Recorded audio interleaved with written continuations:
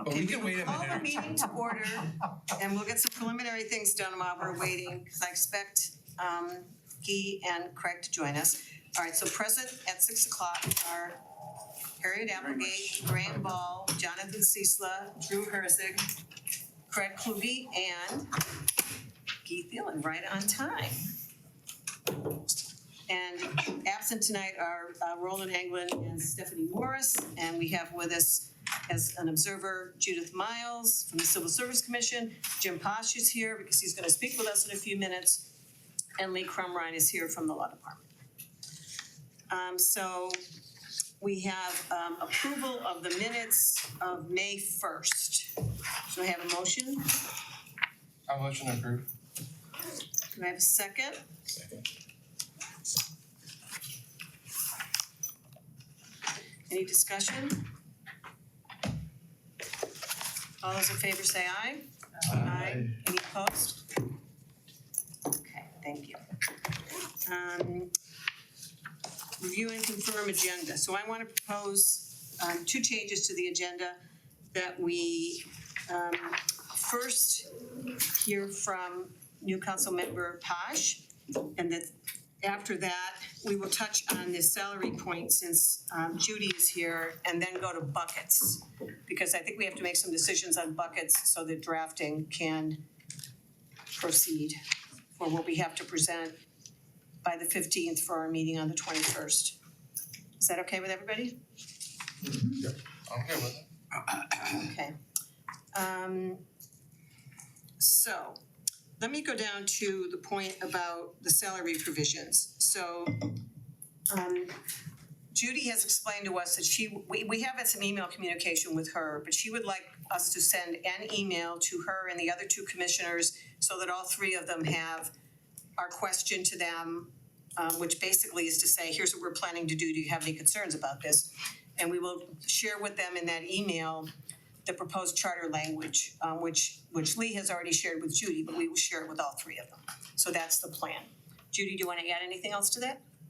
Nothing other than open to it, the two of us that were there. But we took no formal action other than to request the email that Linda just referred to. Okay. Open to it with questions. So, and we're also open to attending as a commission a joint meeting, or if it could be inserted into an upcoming agenda prior to your deadline. Yeah, as you know, we don't have a lot of meetings left, I know. but if you all want to talk with us, we'll make time. Okay. But I'll get that information to you tomorrow. Judy, how soon will your group be able to respond to the email and to formulate the questions and this and that, do you think? I think for the two of us that were there, we're aware of your looming deadline, so we would try to, and I went through what your scheduled dates are, but the third commissioner is not aware of that. Okay. But we would just do it as quickly as possible. That's really all I can say, understanding that there is a hard and fast date. Yeah. And also let me note that you could attend remotely if that's more convenient for you and your fellow commissioners. If that could be stated in the email, then Yeah, I will. that would be great. So probably this Saturday will be too soon, in which case I believe our next scheduled meeting, unless we've added one, is gonna be the 2 weeks from tonight, the third Wednesday of the month. Is that your understanding, currently, Linda, or are you? We have a meeting next Wednesday, yes. I have You do have a meeting next Wednesday. Okay, would that work for you? For me personally, I can only speak for me, but the other two commissioners would need to have a quorum at Right, least for it to be. Yeah, and the other challenge is that we are having a meeting with the public on May 21st, and we have set a goal to get our draft amendments and commentary about them out, posted on our website by the 15th, so that members of the public have a chance to review it before the 21st. So we have some challenges in timing.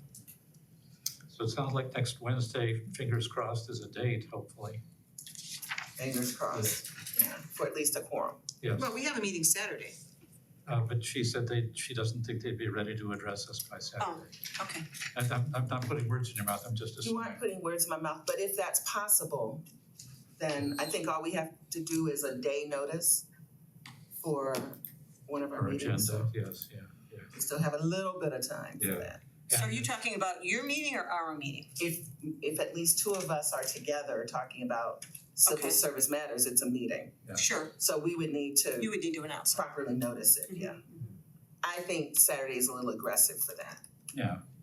And as Linda said, you can attend by Zoom because since you won't be voting at our meeting, your attendance is perfectly legitimate. Okay, They're having a meeting though, it needs to be in person. Of course, yes. understood. Wheels within wheels. If we're having a meeting, it needs to be in person, right? Yes. But if we're attending, it can be by Zoom. Correct. But it can only be one of us attending, or else it's a meeting. Small commission challenges. That explodes. Okay, Well, I'm Thank glad you. we got that cleared up. all right, so Thank you for being here. we can move on then to Councilor Posh. You're welcome to come up and sit at the table. Excellent. We appreciate you coming to meet with us on such short notice. I'm sure you have a lot of orientation things going on. In case some of you on the commission didn't see my message today, I did have an opportunity to speak with Councilor Posh on the phone today to get a review of some issues that he had on his list, and we have already talked about a lot of them in our commission work in a way that addresses some of his concerns. So he has a shorter list of things that he wanted to talk with us about tonight. So the floor is yours. Well, thank you. And I want to emphasize, before I begin, I think this work that you guys are doing is incredibly important. I am thankful that you reached out to me. You guys are almost way to the finish line. So, what I say here, just take as a grain of salt, possibly. It seems like you guys are smart people. You've been through this. You've done a tremendous amount of research. You've talked to a lot of good people. So I'm not sure if I even add anything, it's going to be somewhat helpful. But then again, I thought it was important for me to, recognize that and just throw a couple things out there that I'm hopeful that are going to be addressed. And I also want to reiterate a couple things without wasting anybody's time. Many of the things that you're doing that Linda's already shared with me, I support fully. There's nothing I've heard that I wouldn't want to support, just saying. I think it's real important that there's inquiry and oversight to balance the powers of both the branches of our government. I think that's going to stimulate collaboration, much needed collaboration amongst the council and the administration. I also think there's things that we need to do to make it easier to run for office. Not that I'm going to complain, but I'm going to complain. I have made a promise to run for this council position. My peers have asked me to run. I have to collect 348 signatures. When I was at the Board of Elections yesterday pulling my petitions, the person behind the counter basically did a double take. He says, that number can't be right. It should be like a lot less. Three, I've never seen a number that big. Why is that number so big? But on top of that, we have this sort of nuance where if you have like 3 people running, anybody signing those petitions, you can't sign more than 3, which gets really complicated. I just think we should do things just to make it easier for someone to run. I do think we need to set the expectation that council has the right for oversight and to get meaningful data. One of the examples I discussed with Linda earlier today is if you take like a housing program and you want to improve that. There's certain numbers that I think council and especially their committees need to have without badgering staff. Staff's time is incredibly important. So you can't ask for anything, but I think what you guys can do as a body is put some guardrails on what needs to be asked and what should be given to council members so they can do their job. I'm a guy that, what I think individually doesn't necessarily manage as a council person because you work as a team, but I would like to see our culture evolve so we're measuring more things. And the only way to measure things is to get numbers and data. And again, if you're looking at housing, how many housing inspections, how many people have failed those housing inspections, and set goals for yourself. Hey, look, if we've got an 80% pass rate, we want to make it 90% in 5 years. What is it going to take to do that? And that is just trying to build a culture of excellence in our city. I think that the mayor should nominate senior departmental directors, but I also think that council needs to approve them. And I think there needs to be a way of reverse firings with a supermajority as a check and balance. So if there is someone that politically is in hot water and makes a decision that's not well appreciated, that there needs to be some safety net that a council has that they could not lightly but reverse. I think in the spirit of collaboration, when someone is looking at an appointment or a staff hire, that all sides need to get together and make sure that that person is going to be a good person and they all have buy-in on it. That's one of the issues. We've seen a lot of turnover in staff. I would feel whole, and then you always hear someone, well, I wasn't part of that decision making, and so you have this one person here maybe bad mouthing somebody. I would just rather see just a whole collaborative process, and how we hire. I also think the mayor should nominate all boards and commissions, but council should approve those. There's some questions in your survey that you asked other council members about ethics. I think you need to do a deep dive for anybody that's associated with the city to go through ethics training and be a part of an ethics process. It would be, I think, helpful to increase the number of days to fill council vacancies to 60. A couple of real quick things. I kind of like the idea of ranked choice, but I don't think this is the time. I would not suggest you implement that right now. And the same thing for at-large council members. I think it needs to have good thought, but I think there's a lot of other things that we have to do, a lot of heavy lifting we have to do before we, shake up council and implement something like that. I do believe everybody that steps in needs to do a certain amount of training and commit to that, just like we expect our to do training. Non-discrimination, yes. Sanctuary city, no. I just think that that's another hairball. I believe in it. I think it's a great idea, but I think there's just so many other important things that we should be doing. Absolute. We need to have gender neutral language and everything. Recall, I don't know. I really don't know what the process is. Linda, you mentioned that there was some issue of trying to sync up and have some continuity in the way that recalls are handled. I would agree with that. Also, the concept of when the charter would be reviewed. I think, some of the changes that were made this last time around that we've accepted for a mayoral point of government and now strengthening council's position.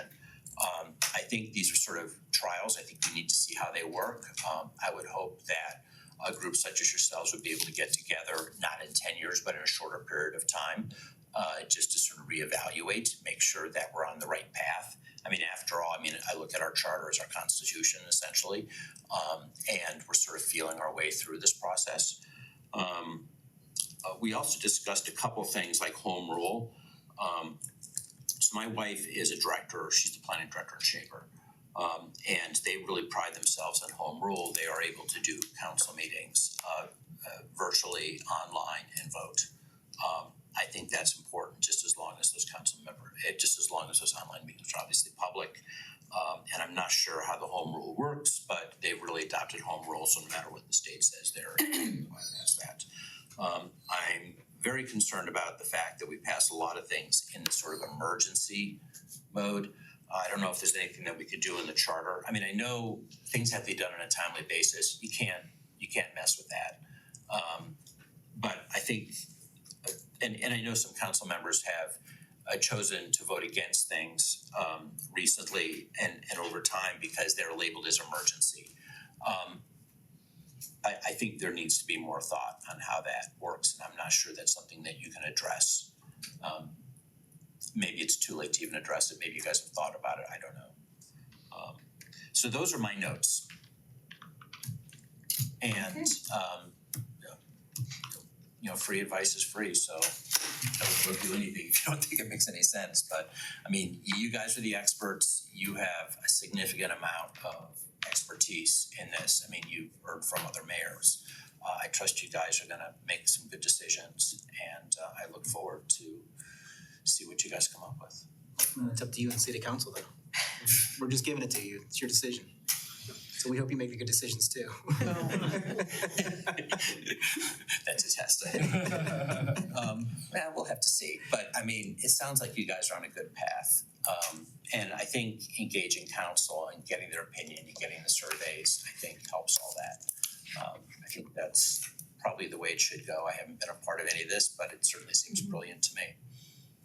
Anybody else have any questions or comments you wanna make to? I think that knowing now that a home rule city can authorize remote attendance, including voting capacity, is really good information, because that's something that we've gone back and forth with. And I don't know how we would put that in. I don't know if that would be charter or ordinance language, and if it's not. So you probably need to have a lawyer look at that. As a charter, I sent an email out on that today. I mean, I consulted with the facilitator to ask him what he thought about it, so we could talk about that later. But thank you for the suggestion. I think that's gonna be the future of a lot of government, is gonna have to require remote attendance. So Shaker's doing all their work session, sort of council meeting as a whole. I believe that's what Cleveland Heights labels it as. And they do it during noon hours, during lunch, so someone doesn't necessarily have to come in from their office. They can do it online, and everybody can see. It's very, very efficient. And is it also accessible to the public? Is it transparent? It has to be, I mean, that certainly would have to be transparent, so. Yeah, committee of the whole it's called here, and they meet right before the city council meeting, so it makes a very long evening. Sure does. Yes. So it isn't really a question, okay, it's a request. All right, there's 9 of us here, many of us, this concerns ranked choice voting and whether it's timely and whether or not it belongs in a charter and all this stuff. So several of us had an attitude that it's a really good idea, but we just have, this is not the time. And after we met with and talked with people from Rank the Vote and ourselves and all the rest of it, the vote was positive to say, yes, we do want to bring this to the council, right? So what I'm asking is that you and others have an open mind to hearing more about it, so that you might conclude it is a good idea to do soon. And I'm not gonna try to do that here, but, because there isn't time. But I do wanna say that, the consensus was not in favor of bringing it to the council until we more thoroughly looked at the issues and the challenges and the non-challenges, really, et cetera. So we ask you to be open to it. Absolutely. I mean, I respect that. I mean, this is sort of a gut feeling. It's like there's a lot on everybody's plate, and how much can you digest, and how much, if you focus on this, does it pull away from something else? But I mean, you guys are the balance. So I appreciate that, but absolutely. Thank you. Thank you. And we have Anybody have looked at anything else? the signatures required, because we agree it needs to be adjusted, kind of a thing, so we're retooling that as well. Well, I mentioned to Jim that we were proposing to lower the city council signature requirement to 50, and he was concerned that was too little. So 300 and some is too many, 50 is too little. Well, it's one of those things where part of the process is not showing off how many signatures you can get, but I mean, theory is talking to enough people who are gonna sign a petition, so you have a better idea of what's going on in City Hall, or what other people think about issues. 300 is a huge lift. 50 seems like, okay, you have a couple, you go to 2 block parties and it's just a quick. Well, not to spring anything on you, but if the city does move to ranked choice voting, if there is that stricture that you can only sign 3 persons' papers, then that's gonna bring down the number of available signatories, kind of a thing. So for a larger field of candidates, so we wanna factor that in as well, if I was clear about that. We were proposing Thank you. Thank you. I appreciate your time, and again, really appreciate all the work that you guys are doing on this. So, Good luck. Thanks very it. much. Thank you for joining council, and we Congrats. wish you the best of luck. I have to say, there were some really good applicants. Yes. It was. One of them's across the table. Yeah. Well, I'm Glad to have you on the council, for sure. thank you.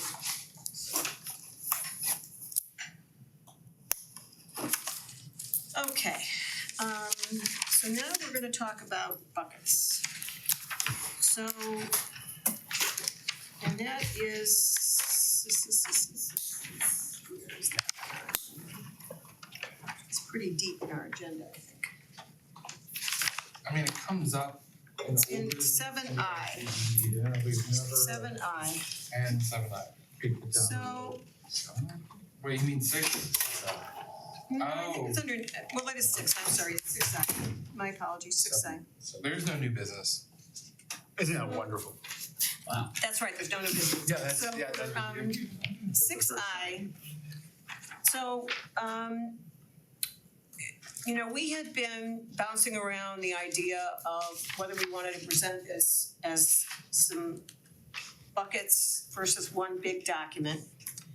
And we talked about, you know, we have a list of buckets that was as high as 7, I think.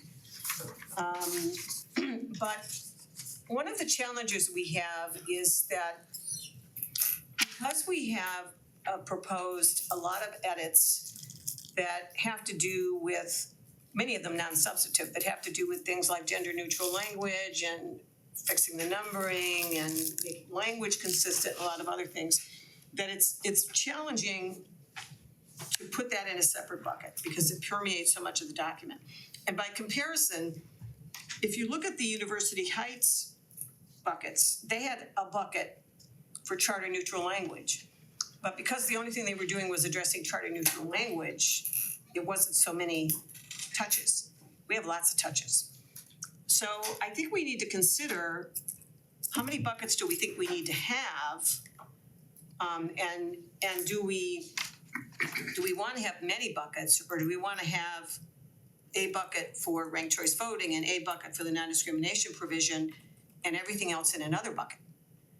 Or do we potentially wanna put the initiative recall and referendum things in a separate bucket and have everything else in another bucket? So, thoughts? Well, can I ask, since you've given more thought to this than anybody else who's So sitting is at the Lee. table? Or Lee, yeah, I don't know, but can you speak first about what thoughts you have on it? I think it's very challenging. You know, we had kind of blithely said we could have one bucket that's the updating language and gender neutral things, but it permeates so much of the document that it's very, very challenging to break that out as a separate item. And Lee, of course, being the forward-thinking planner that he is, had already started trying to get his head around that, was like, saw that it was gonna be very, very problematic. I'm curious about what you mean by problematic in the sense of writing down all the changes, because saying we are going to change Roman numerals to Arabic numerals, we're gonna go for gender neutral language, we're going to simplify some of the language, doesn't seem particularly problem and say throughout. But if you're having to itemize each particular change and Yeah, present all of that. to present ballot language, you can't just make a general statement, we're making all the language gender neutral. You have to show them the language. You know, you have to present, not necessarily on the Let ballot, me ask, exhaustively, Yes. every single change? yes, And is that by law? I believe it is. Lee, do you have a view on that? I mean, there would have to be if you're gonna present an amended charter, it has to be. You have to show the changes. Yes, No, but I- in the ballot, in the language in the ballot, Well, typically the ballot can have a somewhat shorter summary, but it has to be backed up by the full amended charter language. understood, yes. And I could have sworn that I've seen on ballots, like, if they're changing the language, that you are literally saying yes to this new language so that there can't be misinterpretation. Mhm. Now granted, I've only seen like a paragraph or two, nothing large. Right.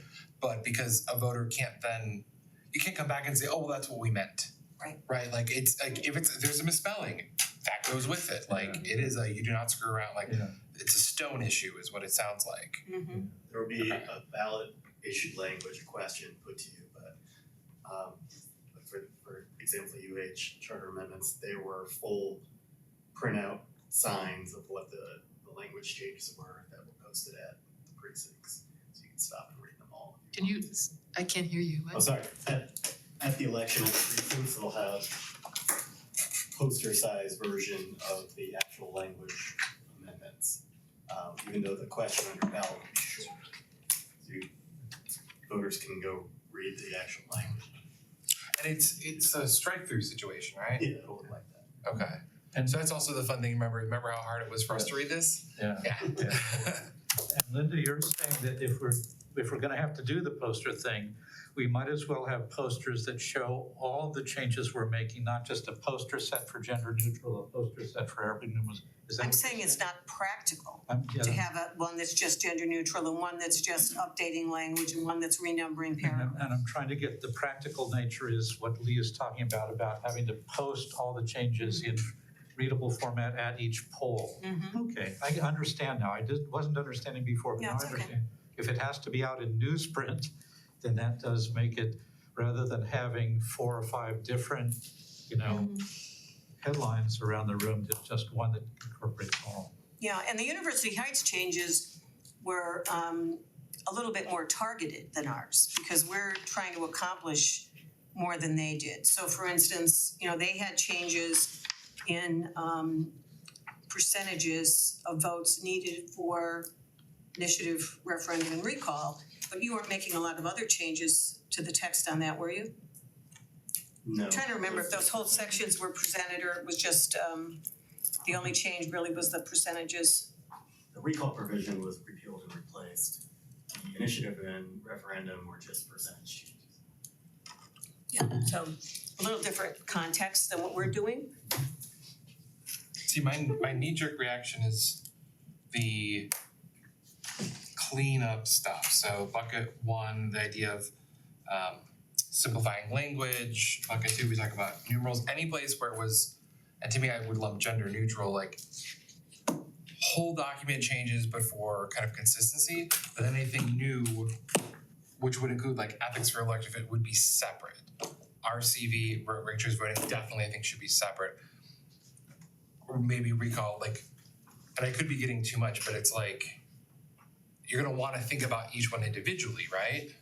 Or can you blend them together? Could you blend in ethics for elected officials with the recall updates? I mean, I don't know. Well, you could. Yeah, but I mean, and so I'm just mainly talking out loud. Yeah, part of it but it's is, like- part of it is whether you think that a particular issue is going to be divisive such that it would potentially have a bigger repercussion because somebody might say, well, I don't like that, so I'm gonna vote no on the whole thing. You don't want one to poison the well, so to speak. Yeah, that's one way of putting it. Could we look at the buckets that we have listed already? Sure. But let me just offer what I'm thinking here is that what I'm trying to understand is what would cause the problem, what would cause it to become problematic? And if I might, start at the back, start at the bottom. Some bucket 8 is some land acknowledgement. Something related to land acknowledgement sounds like it's severable, and you can deal with it separately. Well, but it's not in the charter even. I'm sorry? We're not putting it in the charter. 8 doesn't. He's using it as an So example. I'm just using an example. Okay, gotcha. Also, number 6, ranked choice voting. Again, it's severable. It was clear, what it would mean. Right, because it's basically in one place in the document, so it's a little Right. bit easier to. Right. On the other hand, when I look at bucket 4, balance of power, mayor's authority, et cetera, then that too is somewhat pervasive, right? So it's harder to think you're gonna be able to present that, because will you present it with gender neutral language? Or will you present it as it is in the charter today without gender neutral language being presented to be voted upon? Yeah, well, that's what we'd have to decide. But that's what I'm just saying, that's one of the things that I see is a little bit complicated. So that- Yeah, you could end up, if you presented it, it might make sense to present it with all the edits we have in the document right now, some of which are gender neutral, some of them are language consistency, et cetera, so that even if the separate bucket didn't pass, those sections would have gender neutral language. We wouldn't have achieved it throughout the document, but we'd achieve it for that. But it makes it, when we have some changes that we're trying to make to have consistent references to things, it becomes troublesome and it kind of undercuts what we've been trying to achieve if you're gonna have pieces, parts in different buckets and some of them get passed and some of them don't. I think, I was gonna say, I think this is the most current buckets. I think there's only 6. Back up a little. I mean, ultimately, even if we decide on what the buckets are, city council could change that decision. They could. Okay. They could. So this is just advisory, what we think, how we think it should be Yeah, presented. and it really though also plays into what is it we have to get ready? You know, what documents do we have to have ready? Are we gonna have 4 documents or 6 documents or? Okay, but Yes. I'm sorry, I didn't quite finish what I was doing. Jonathan, I I'm sorry. believe we have No, it's a good discussion, okay? But if I might, I wanna point out that Presented that. ethics and training, for example, sounds again like something that's severable. That's not pervasive. We could separate that from the rest of it and it could be put on as a bucket successfully, without causing problems, without causing difficulty. So what I think, and then in terms of numbers and initiatives and all the rest of it, that, maybe I'm making it too simple, but those two are localized. It appears to be localized. All right, and so if I may come to my conclusion, it sounds like the gender neutral language and all, and balance of power are the two that seem to be intermingled in a way that would be very difficult to sever and be successful. That's what I offer for discussion, for my idea. So Which balance two of power is essentially is 4 and 7.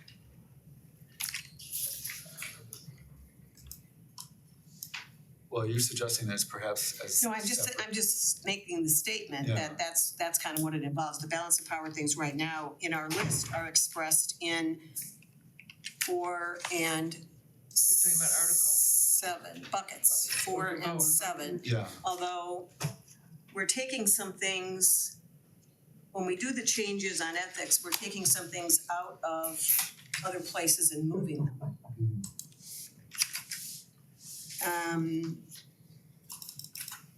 So then you're saying perhaps a bucket that includes 1, 2, 4, and 7.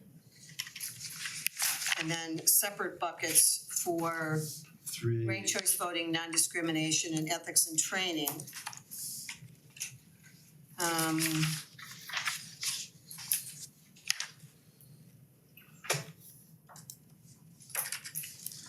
And then where would the initiative referendum recall stuff goes? That goes in the one big bucket? I don't know if that's gonna be separate, because it's localized and it's localized. So it would appear to be severable from the rest of it.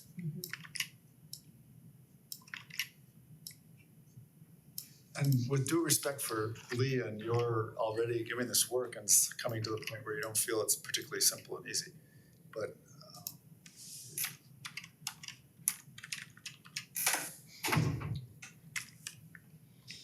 Lee, do you have any thoughts about that from a drafting perspective?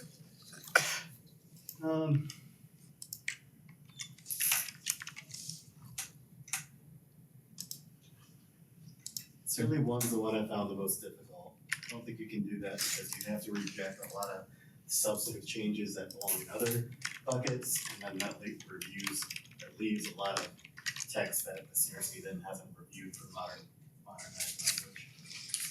Say that again? What are we talking about? Yeah, Jonathan has, using speed dial, created our most up-to-date, except we decided the non-discrimination policy would probably go in a separate bucket. However, if we can refer to this, I think it'd be helpful.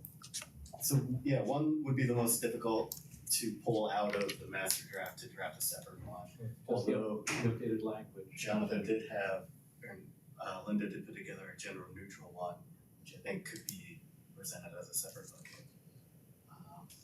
Okay. Two's a little difficult, but doable.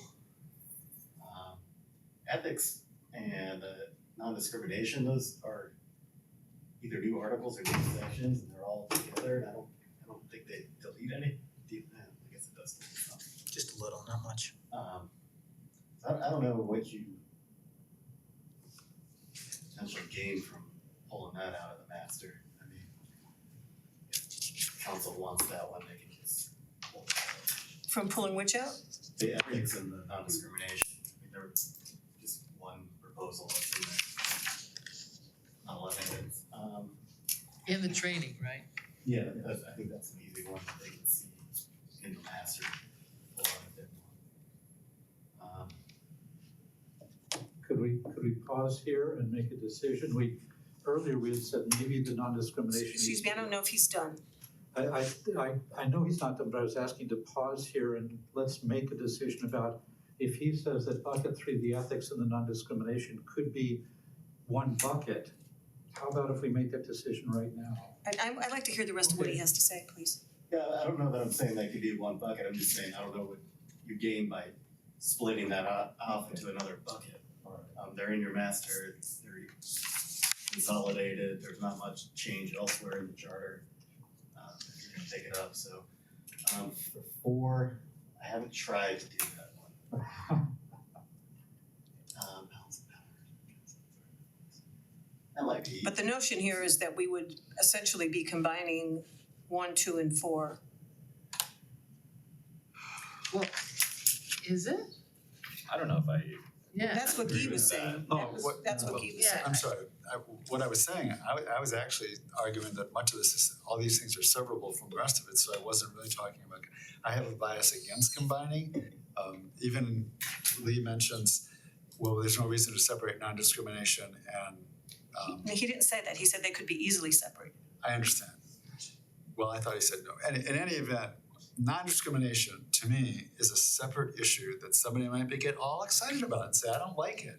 All right, and I wouldn't want it tagged and attached to something else that we like that would then get voted down because they don't like the non-discrimination. So I think that Separate I can bucket. tell you that, I'm sorry.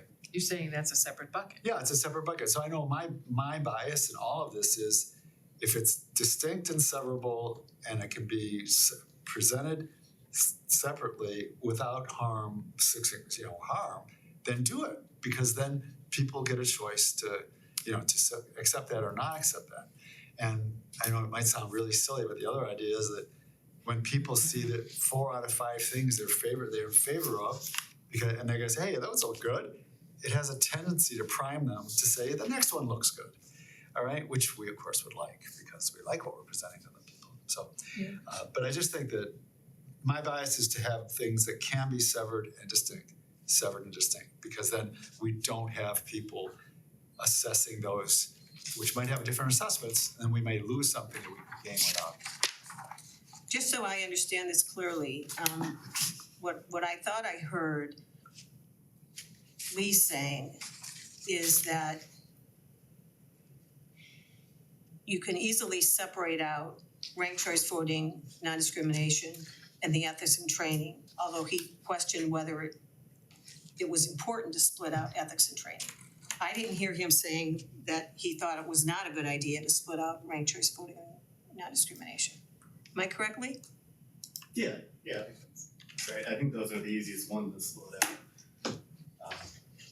Wait a minute. You used a double negative. I'm not following But what you just said. I think what we're discussing is some of the amendments we're looking at touch the charter language in multiple points, almost, all the way through. And to present them is gonna be more challenging. So to present them all together, the gender neutral, the updated language, and some of the, numbers, percentage kind of thing, would be more efficient as far as presentation goes. Whether or not that's the right approach to take as far as, the different categories of changes is a separate issue. That might be necessary, but it might not be sufficient. Another way to look at this, going beyond your point of severing what can be severed, is should it, if it's potentially controversial, like things in bucket number 4, that should be a separate bucket, because you don't wanna, it seems to me that buckets 1 and 2 go together because they're just cleanup. But bucket 4 is not cleanup, it's a lot of substantive stuff. So, Yeah, that's as a what I was first pass, what you said I think makes sense, but that's just like the first time we're looking at this, but bucket 4 has a lot of stuff that people might disagree with, and they might disagree with parts of 4 and agree with other parts of 4. So it's like, I don't know, it seems Well, challenging to I think to that throw that in with the stuff that is just cleanup. I think that the set of things that we call balance of powers covers maybe 8 or 10 different things. And I'm not suggesting, and I don't know if anybody else is suggesting this, but I'm not suggesting that there be a menu of 10 things and say, pick which of these you like. It's a package. And they're kind of interrelated.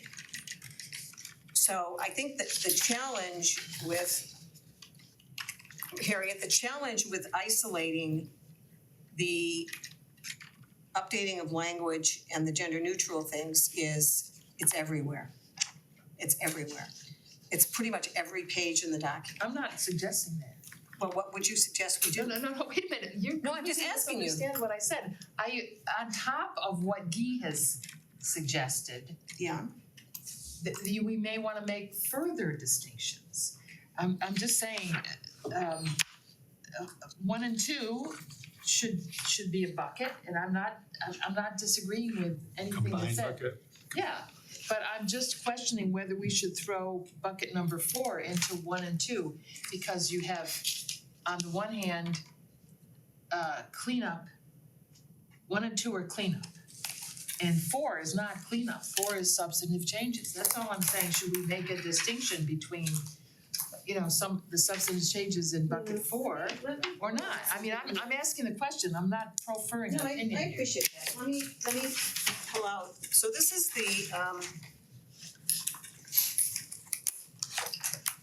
the cleanup draft. Okay. There is a lot of stuff going on in this cleanup. That's awesome. I'm not disagreeing with any of that. But the point is that if you're gonna present people with all of this as one bucket, there's a lot of sort of cross-pollination between the things that are one bucket in the category of cleanup and gender-neutral language as compared to other changes that we're making that are more substantive. And it's just hard to tease out the purely updating and gender-neutral provisions. It's very challenging from a drafting perspective to pull those out. And when we say I'm pull not out, I mean, suggesting that. I don't think we're clear on what we're discussing here. I also don't know what we're talking about, to be honest.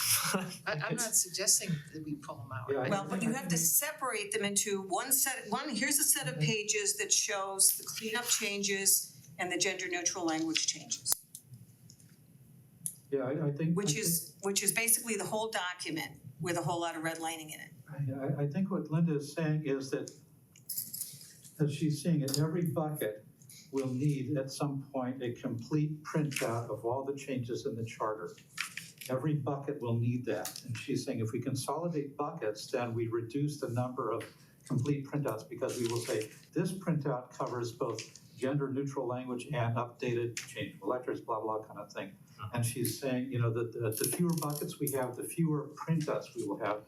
But is that our goal, to reduce the number of printouts? And I'm not sure what that, Well, why it's that not- has become an issue. It's not so much that as it is that if you look at the pages and you look at the different changes that are made, and you look, for instance, at Article 3 and 4, where we have some balance of power changes.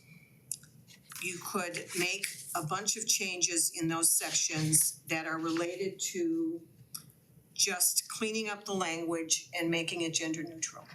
So that would mean, for instance, that you wouldn't show very many, if any, of the changes in the salary provisions, even though we're totally changing the salary provisions in another breath. And you wouldn't show the changes in 3.6, where we change the language about inquiry, because that's being addressed in another bucket, so you wouldn't change that. And I'm not sure what, and I apologize, I'm not sure what the point is. It's like- Because it's gonna confuse the voters. Because if they only approve a cleanup draft that's got non-substantive changes and things like gender neutral language, and then they also approve a bucket with substantive changes, they're gonna conflict. And it's gonna cause confusion because you're gonna have things in one bucket that aren't in the other. I don't know that I agree. I feel like if Okay. we explain in the ballot language that these changes are non-substantive, just, modernizing language, right? Like, people, like, if we're talking about voters, folks aren't necessarily gonna be digging through all of this language, right? If there's gonna be a summary for the ballot item. You're absolutely right, but you still have to present them with the document of what it's gonna look like if they approve the changes. So on this page, for instance, the stuff that I have circled, which we have deleted, would still be in there. For the gender neutral. It would still be in there. And the gender Well, neutral. Yeah, but in another bucket, we're saying, no, we wanna take that. Move it, right. And I think that is gonna be confusing for voters. My feeling is when we, have agreed on all the things we wanna do, we create the whole new draft charter and we use that as the display for every single bucket because it will incorporate all those challenges.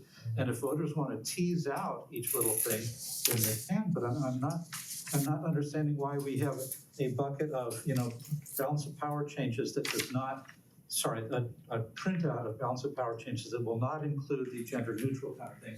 Why It will, but the problem's gonna be that the cleanup one that's just limited to the cleanup changes in the gender neutral will not have the balance of power things. And here's the risk. What if they both pass? Which one governs? What I said was, we present something that incorporates all the changes. Is that illegal? That won't work if you wanna have people vote separately on different elements of it. To answer your question, no, it's not illegal, but if they vote it down, none of the changes go in. You can have them vote on the whole thing in one fell swoop. No. What I'm saying is we have an amendment about, let's say, gender neutral and updating language kind of thing. And the supporting document is the complete revised charter. Oh, no. That doesn't work. No? No. You can't do that? Well, because you're making more changes than just that one. No, but what I'm saying is that, the changes in this amendment are incorporated in this text here. With a whole bunch of other changes. Yes. And if you want me to do it as a voter, no. Like, it sounds impossible. Because I'm gonna go through a red line and know which you intended to be for this particular, it sounds overwhelming. Yeah, see, the problem is, Drew, if you had something that said, do you wanna vote for the balance of power changes? The voter's gonna say, which changes are those? You gotta show them which changes those are. And only those changes are, that's the thing. So if they see also gender neutral at the same time, now they have to choose, is it all or nothing? So that's why it's a very clear. One of my questions is really, what's our purpose for the council report? Is it to be worrying about what goes on the ballot? Is that council's problem and they should do that job? Should we it sounds like we're in the weeds for the ballot itself, and is that our concern? I don't know, I'm asking it because it's a good conversation, but are we worrying about something that isn't ours to worry about? Because council could just be like, that's nice, and we spent a whole lot of time and energy on nothing. Yeah, so I appreciate your comment, I think that's a good comment. We certainly could decide that we're just gonna present an amended and restated charter, and we're gonna tell council, here's the whole thing, and you, of course, you get to choose, do you wanna put it on the ballot as one amended and restated charter? Or do you wanna put it on the ballot with several discrete ballot questions that people can vote on separately? And if you wanna do it separately, then more work has to be done and leave it to them to do the work. I'm not sure that's fair to them when we've slogged through all of this, but we could do that. It just feels like we're giving them a problem. So really, if they were to accept it, this could go right to the ballot is what, if we have the access and we're looking at it, council could say, cool, we like this, and let's put buckets 1 and 3 on, and it just continues about it. It's that is a reality. Not that they have to go and give it to you and you have to bless it, all that stuff. Yeah, I'm sure. They can take your full amendment, put it on the ballot up or down. They could, but Or I'm saying. take separate buckets as your. Or they But can if pull we out of give the that to them, they might go, wow, we like this, and that can just move forward without amendment, or they don't have to do, okay. Yeah. And I feel like making it easy for them to do that would be good, you know, just like, Yeah. so if they want to just rubber stamp it, they can. I would wanna offer that I feel making it as easy as possible for the council is part of our job. That's part of what I feel responsible for. Because number one, I think it's our job, and number two, I think if we pass them something that takes what we know is a considerable amount of effort, I don't think anything's gonna happen. They don't have the cycles, and you know, as Jim Posh was saying, there's an awful lot of things in queue. This, you know, and you know, getting the ARPA money out is more important than changing the charter. So, can I ask a question of Linda, because you, Linda and Leah, I guess, because you've given more thought to it. If we had I'd like to describe a scenario and then if you can respond. If we had a bucket which said gender neutral language and numbering and modernizing the numbering and all the rest of it, so we do that. And it does reflect just what's in the charter today with those changes. It does not reflect balance of power, et cetera. Okay? So that's one issue that would be on the ballot. We proposed could be on the ballot.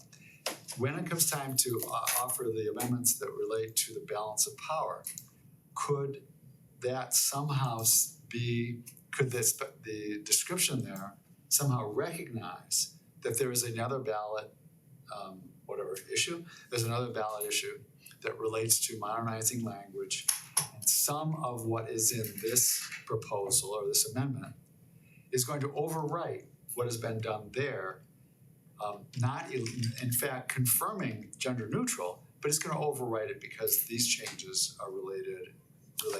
See, I think that's where we get into trouble from a perspective of whether the ballot language works, because if you remember, back in 2019, when council was presented with the citizen initiative for the elected mayor, which proposed a set of changes, and they had the prior commission's recommendations for a set of changes, they could have put both on the ballot.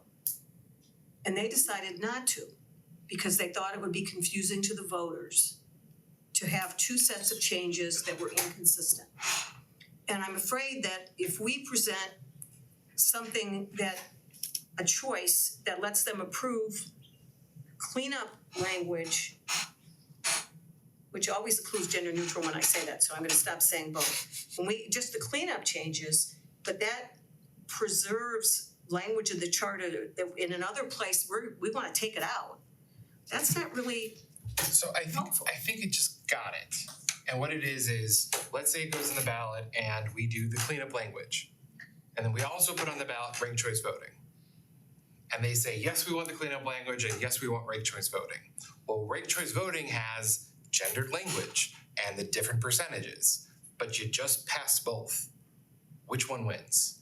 Is that that's what the concern is, right? Because I'm essentially amending the whole charter. If there's a part if they happen simultaneously, that's when they fight. Versus it would then be, let's say 7 buckets, 7 years, or 7 elections, where you would do one, then the charter would get updated, then you do the next one and it gets updated. We don't wanna do that. But I'm saying that's really, it could be like literally, well, this one now says he. Why? Oh, you passed ranked choice voting and it said he in there. Versus, and it's like, oh, okay. I don't have the clip for anyone else, but that was just like now I see how they fight. Aren't you glad there are only 3 people on your commission? But does that I help? admire all the Does that help all of you who were having trouble understanding the dilemma to see the dilemma? It's the conflicting language dilemma. But see, what we're creating is we're taking out the conflict in the language. Any new language we're creating, we are making sure is updated language and gender neutral language. So I don't see how those. And we're fixing the Roman numeral. Well, let me show you an example. Let me try one also.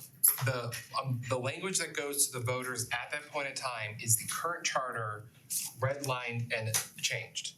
So if the current charter doesn't have that gender neutral language in it or the wrong percentages, it's the old one. Like you would have to consecutively approve the charter over a long time to build the changes. But you can't say, oh, well, we'll do gendered language in here. And I just lost how to explain that. And I'm not following, I'm just. So let me give you an example. This is just an example. So this is 3.6. All right, so this is we change this to take this out, that's gonna be in another bucket if we split out the balance of power things. And we're taking this out and we're moving part of this, so that's gonna be in a different bucket. But if we show this without those edits, then what they're approving is changes otherwise to that, to this part of the charter that still leaves in the old language that we wanna take out in the other place. So it's presenting a conflict. If this was approved with old language left in it, and the separate bucket was approved that takes this out and makes other changes, you have conflict. That's the problem. Well, I see what you mean. I'm not sure about the conflict because it's, either we submit a completely revised charter and they just have to accept the whole thing, or we say, these different amendments have been designed so that they are not finally in conflict. They will reconcile, when they are passed. And if some of them aren't passed, there will not be an issue because we've built in severability. Maybe I'm just being really dense here, but I'm not following. Well, It goes back to your point about severability, anything. I think the problem is that if you set out separate buckets, and let's say we have 4 or 5 separate buckets, those 4 or 5 separate buckets are not gonna cover all of this. They're gonna cover pieces parts, but they're not gonna cover all of it. Because, where does this go in the separate buckets? It doesn't go in any of the separate buckets. So you end up with some things that are gonna be changed and some things that aren't. Well, you're assuming that Can everything happen doesn't get anyway. passed, right? Yeah, If I everything am. doesn't get We have to passed- assume that. Yeah, I understand. So Assume what? that everything doesn't that everything doesn't get That passed. everything is, that the council doesn't present everything, and then when it goes to the voter, maybe everything doesn't get passed. So let me offer an idea, and I don't shoot holes in it or kill it if you want, right? So those things are let's just say there's only 2 things. There's gender neutral language and there's balance of power, all right? So in the balance of power, we have certain parts of the charter that are being impacted. All right? And in the balance of power amendment, it's all gender neutral and it's all Right. et cetera. Okay, so that's balance of power. Mm-hmm. In the amendment that is presented to clean up, anything that appears in the balance of power doesn't appear in there. It doesn't appear there. So there isn't a conflict. There isn't a conflict. But you haven't taken out the things that you would take out. I understand. So I'm making a presumption that I'm just saying that if the one gets passed and the other gets passed as well, the combination gives us what we were hoping for in the first place. If not, you have something which is inconsistent, but it works, it just has inconsistent language. It just wouldn't be a complete cleanup, Yeah, right? it wouldn't be a complete You would have voters voting on a partial cleanup, and they would only get the complete cleanup if they approved everything. Right. And then I'm just saying, I'm not offering it as an ideal, as a perfect solution, I'm offering it as a possibility. And I think that the other challenge we have is that we've got a bunch of changes that we approved, some of which were recommended by the prior commission and some of which we came up with that don't fit in any of these separate buckets. They're not terribly important, but there's a whole bunch of stuff that we decided to do, and that just gets lost in the shuffle. There was a comma that I put in that's really important. But to his point, if bucket 1 doesn't get passed, bucket 1 isn't only it's complicated. I don't know how to explain it. I'm sorry, I'm not doing a very good job of explaining it. I don't think you fully can until we could show the damage. So my question would be is, I feel like part of this is related to legal, how you would go about. Like there is an aspect of legal training involved in this. What can we contribute to this? Because like ranked choice voting seems like a severable section, but then I know it touches other parts. So I kind of would like to know what the best way, I don't know what to argue over is I guess what I'm saying. No, I Because it's like, we could sit all day and make it the best things, and then you or Lee or even the contracted counsel we have now for the city, your boss, could look at it and go, that's a great idea, it can't happen, because it's an impossible ask. So that's why I'm saying, like, how do we balance a reasonable ask with us providing whatever information we can or input to get us to the buckets? And I don't know what that looks like. So, Lee and I had a very preliminary conversation about this, because I called him a couple of days ago and said, how are we gonna split out these buckets? And He's like, glad you asked. Well, he actually had already been thinking about it, and he said he was having a very difficult time trying to figure out how would you tease out the, what I would call non-specific stuff. You know, if you pull out 4 or 5 things, how do you isolate the rest of it and make it work? I mean, isn't it right? I mean, it's a drafting challenge. Difficult for me to make any decisions about what belongs in the bucket and what doesn't. It's probably not something that should be decided. So, CRC should do that. But at the same time, I feel like if we said, hey, let's do X, you'd be like, oh, no, don't do that. Like, it's definitely a conversation. It's an interesting thing. Sorry, Harriet. Go ahead, Harriet. so I'm guessing that you're proposing we merge buckets 1, 2, 4, and 7 into one bucket, and then have bucket 3 and bucket 6, which becomes 5, ranked choice voting, separate. So I guess the question is, in your view, does that solve all the problems that we've just been discussing all this time? Well, If we I put think all those buckets I think- together, except for 2. Yeah, but Leah, let me ask you this. I mean, I think that takes you a long way towards it, because the provisions for ranked choice voting and for ethics and training and the non-discrimination policy, as you were saying, they're very severable, because they're kind of isolated in the document. Whereas the things that we're doing on balance of powers and things that affect candidates are all kind of more intermingled. So, and that's why they seem to belong in a bigger bucket with some of this other stuff, but you could argue a lot of different ways about how to slice and dice it, but it's a challenge in terms of deciding how you pick out different parts of the language and say, all right, here's this one. Sign off on that, yes or no. Well, if the only way of getting this done is to put apples and oranges and motor oil in the same bucket, then let's do it for heaven's sake. Otherwise, we've wasted all this time. And I'm kind of shocked that our facilitator at some point didn't tell us, by the way, when you get to crunch time, this is going to become a huge issue. We didn't really ask him to get into that quickly. Yeah, I know. And we've been tossing around this bucket issue for a long time. Yes. We kept deferring it, and now we're at the point where the rubber's gotta hit the road and we have to make decisions. So, And philosophically, I would object to saying just clean up language plus major changes in structure and function of the council. But if that's the only way to get this done, then let's not throw away all our effort. Well, And just I- because we, I'm sorry. Go ahead. Just because we present it to council this way doesn't mean this is how it's gonna be passed on to voters. I mean, my gut feeling is that the less buckets we have, the less likelihood that council will put those onto the voters. I think they're gonna wanna be specific and certain. I don't think they're gonna dump all this on the voters. I don't think it's gonna all get through council, is my gut feeling. Cause it's overwhelming. It's overwhelming. We've been doing this for a year and it's overwhelming. I don't think they're gonna be able to react in 2 months to get a lot of this on the ballot. So, well, I think council asked us to do this I agree. because they want to have some changes made to the charter. Correct. So,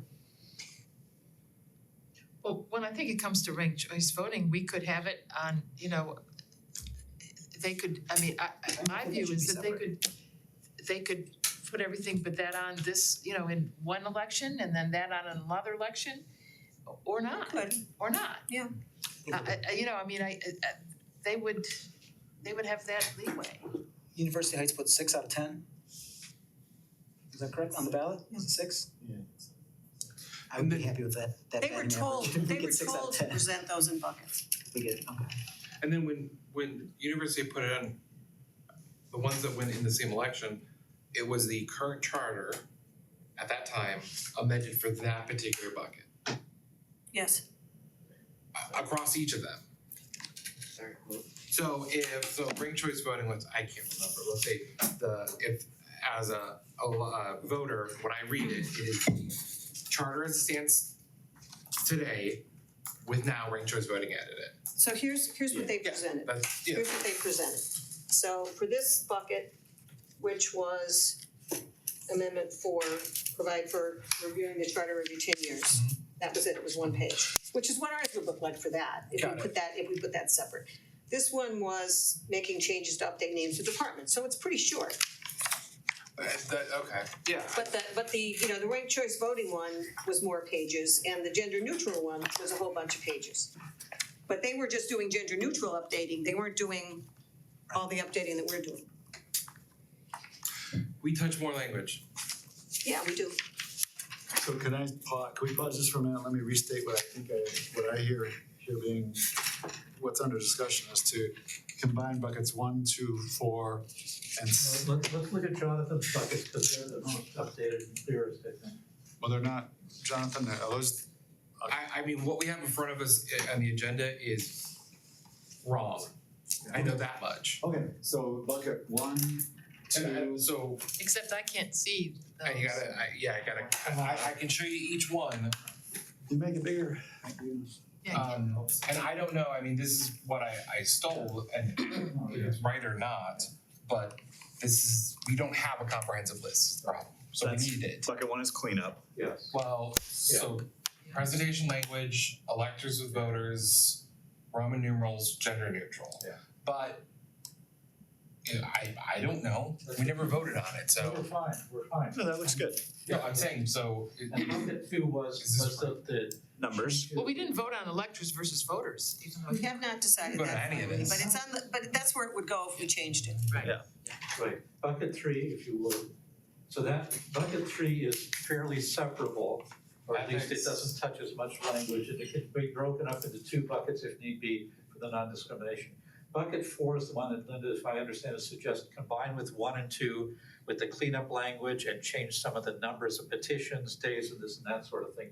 Because those are all sort of like, that touches more parts of the charter than the others. And bucket 6. Ranked choice voting is also separable, that could go, separately kind of thing. Yeah, what's bucket, there's a bucket 6, what's bucket 6? So we But struck, there's no provisions relating to change in form of government. Well, that's really goes in with the bucket 4 stuff, so. Well, we haven't, I mean, does it? Why is there a separate bucket here? no, Because we added it later. We voted down the changing the council structure to a hybrid. We said we're not gonna do that. No, I'm not talking about that. Harry's talking about what's referred to in the agenda as bucket number Additional 7. provisions relating to change in form of government should be. Oh. The amendment, the addendum. Yeah, but those had to do with Civil Service Commission? making provisions consistent about adjusting salaries for council as well as the mayor and putting, So those would, removal of things in one so place and those should go into bucket 4. I think they could go in bucket 4, the It's stuff that like- was in 7.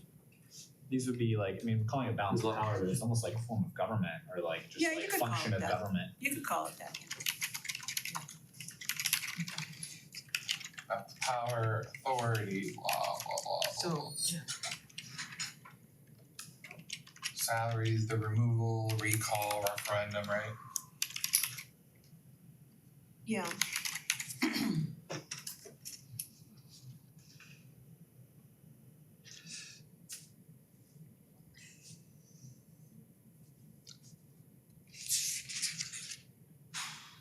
The proposal is that it would look like this at the end of the day. Whoa. That's what one then would look like now. So it would be both cleanup, Yeah, I can numbers, and function of government. clean up numbers, function of government. We do high level. Numbers. But it's basically everything we've changed except for ethics and RCV. Ethics training and Ethics RCV. training and RCV. Ethics, non-discrim. Can I ask, cause I don't intuitively see it right now, the numbers issue, initiatives, petitions, those things, are they really as integrated in the rest of what we're talking Oh, about? no, Article 8 could be separated. You could put Article 8 in a separate bucket. We could make numbers its own bucket. Article 8, which has to, when you say numbers, see, there's numbers I meant changes that had numbers. to do with changing the way that the numbers are, the way That's the what I was sections talking are about. He needs numbered. to file a That was what I position. was talking That's- But that's different from the number of signatures needed on a nominating petition. So Are they different? Article 8 Yes. They are different. Article 8 has a series of provisions on initiative, referendum, and recall. And all of Article 8 should be one thing because they all have repetition of the processes and then there are some general provisions and publicity provisions that all relate to all three of those things. So all of 8 could be in a separate bucket.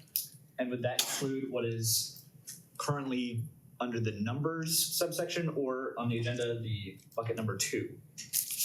Would that be When Article 8? the first item under bucket 2 is numbers, percentages, and the like on numbers of signatures needed for initiatives, recall, et cetera, for days to file petition. That relates to candidate elections in the ordinary course, not those extraordinary things like initiative and recall. Okay. So that stuff is, the filing petitions by candidates is in Article 7. Aha. And filling vacancies is in Article 3 and Article 4, Oh boy. and a little bit in Article 7. I'm glad that you noticed. But that's, It's a gift and a curse. but because in my mind then I don't see, like, then it feels like maybe we should have, instead of like an Article 8 section, those would fall under bucket number 2 or numbers in our big bucket. Well, I think you could argue that the stuff in Article 8 could be separable. The stuff about when do candidates have to file their petitions and how do you fill vacancies could be in the bucket with the form of government stuff. Oh, okay. Okay. So Is right this now starting to it make would sense to be you? clean. No, it does, no, it does make, that's what I'm saying. Harriet, is it making more sense to you? Yeah. So it would be cleanup numbers as in candidate numbers and like election requirements and function of government.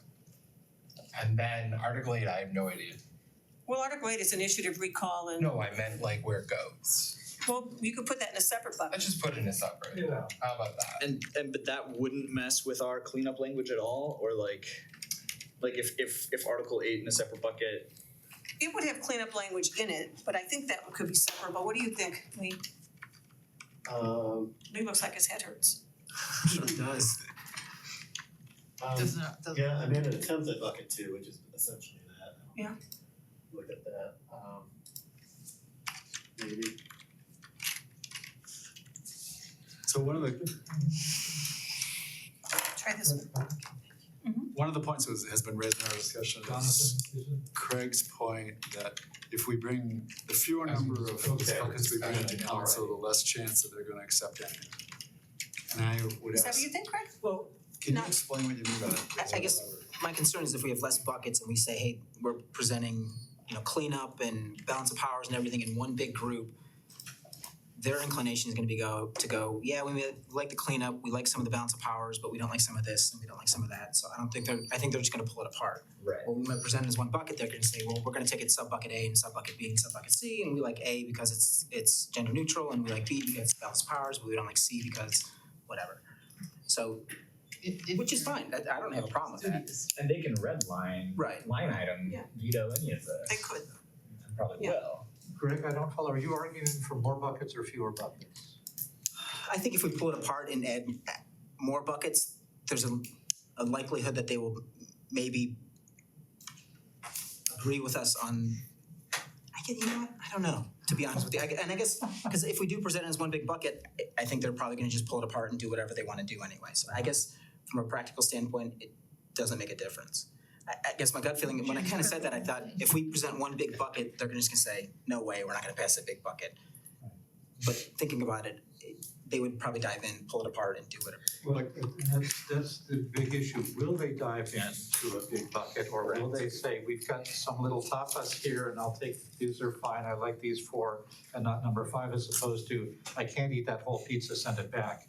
Trying to mix my metaphors, but you know what I mean. But also, if we're having trouble breaking it apart, and we've done this, we're Right. creating, I really can't imagine council making the effort and making sense out of breaking it apart. So if we think it's important, I guess what I'm saying is that if we think it's, there's a comparative advantage in terms of getting council to understand and accept and can pass on what are the product of our work by severing it into more buckets, then I would suggest that we should do that, because otherwise, because that increases the chances that the work that we've But I done. think you could make the, oh, sorry. I'm just saying, the work that we've done and the changes that we believe are important to the city of Cleveland Heights have a better chance of getting done.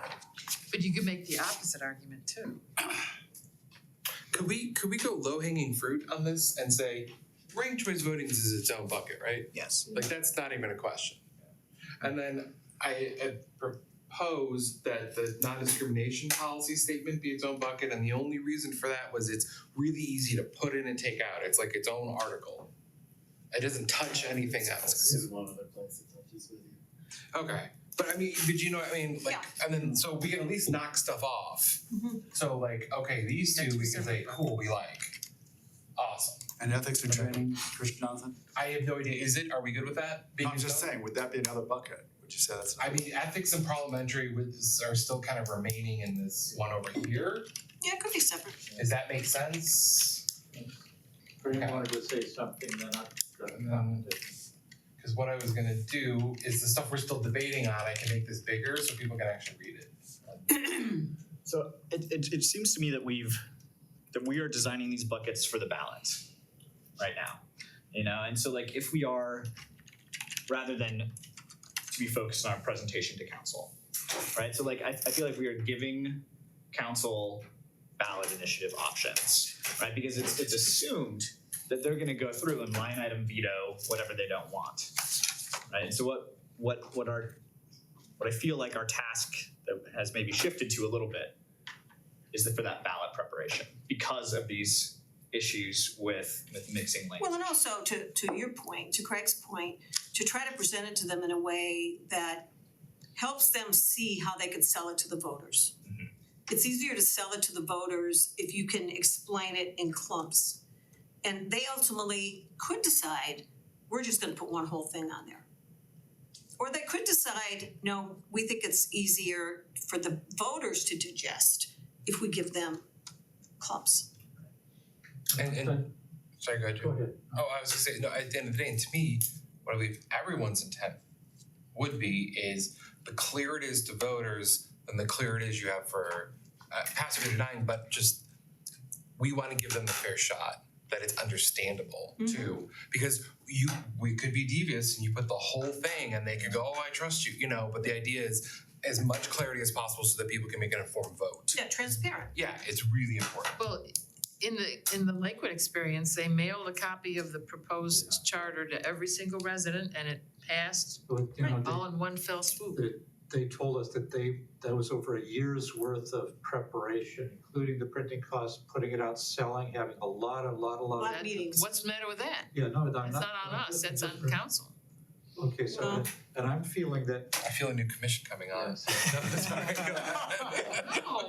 No, all that is, Sorry, Drew. I feel to give the council bite-sized presentations and say that if you choose to do some of these, you probably will have to condense them into one charter amendment to make it work, the ballot. But I think it'll be easier for them to select if we break them up and say this, that, because I think they will agree with almost all of them if they can see them separately. If we put them all together, I think they're gonna balk. I think they're gonna say, this is just, too much. So we give them the small bite-sized stuff and say, if you need to, with your laws department's advice, you can combine these on the ballot, because that's, I believe, Linda's issue. But I think going to the council, we need to say, you can see each one of these clearly, because we're presenting them clearly, and then you can mix and match as you see fit, but you can see them. No, I think this is really good because then we can offer our solution to the problem of conflicting amendments by presenting in these big buckets as specifically explained as this is for the ballot, right? But then we can also go through and present maybe more other buckets that are just breaking down exactly what we're doing, and these are the 10 different sections or the whatever that we're actually doing.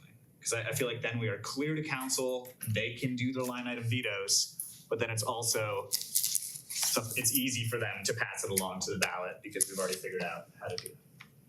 Yeah, and I think the thing that I still recognize that I don't quite have my head around is in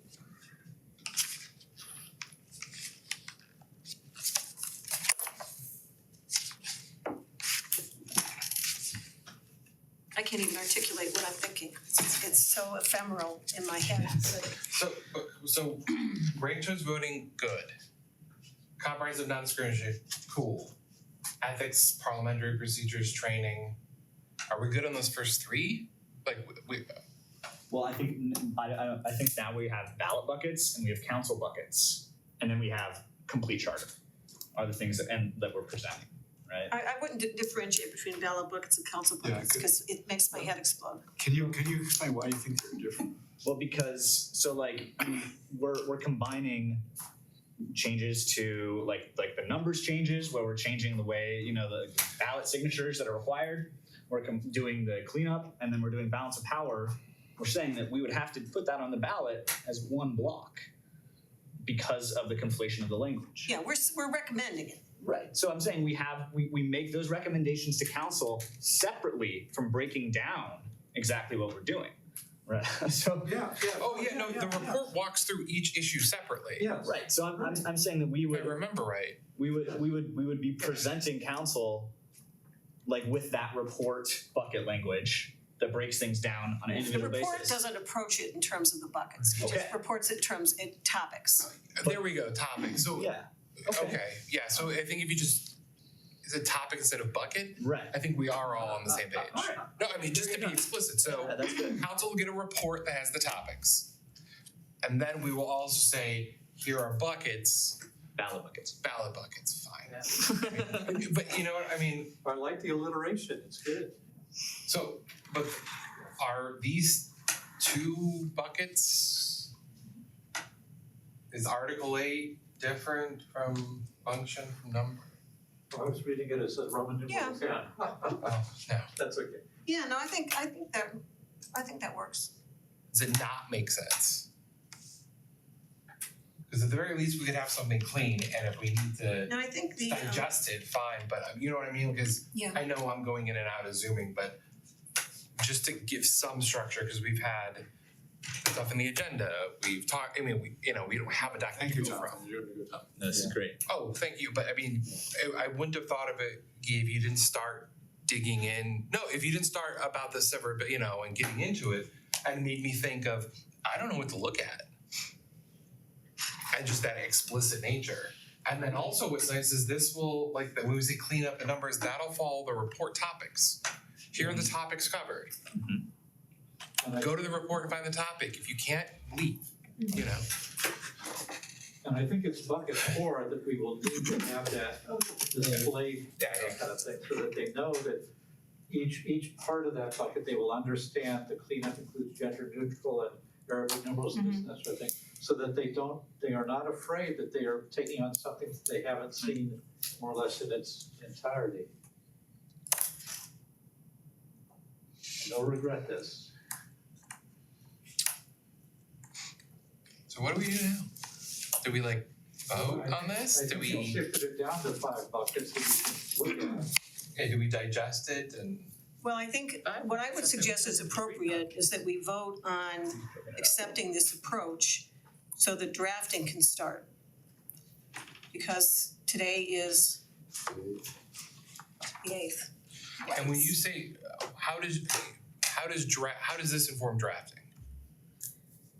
Because we'll have something that we call the ranked choice voting bucket, which will have in it the set of changes that Harriet and Drew have been working so hard on.